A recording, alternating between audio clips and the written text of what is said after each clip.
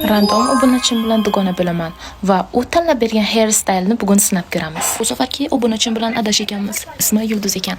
2009-yil va Samarqand viloyatidan ekan. Kelajakda kim bo'lmoqchi ekanligiga qiziqdim. Filologiya fanlari nomzodi. Filologiya doktori bo'lmoqchi ekan. Nimalarga qiziqishini so'raganimda ko'chada sayr qilishni yoqtirishini, lekin uydagilari ko'pincha ruxsat berishmasligini aytdi. Men kino ko'rishni juda ham yaxshi ko'raman, shu bois kinolardan savol berdim. Qanday janrdagi filmlarni yoqtirasiz deganimda horror, islomiy muhabbat yoki hind kinolari degan javobni aytdi va o'zi yoqtirgan filmini ham aytdi. Ammo u filmni men ko'rmagan ekanman. YouTube'dan ko'rmoqchi bo'lib, kommentariyalarni o'qiganimda hamma qo'rqinchli degan bois ko'rib o'tirmadim.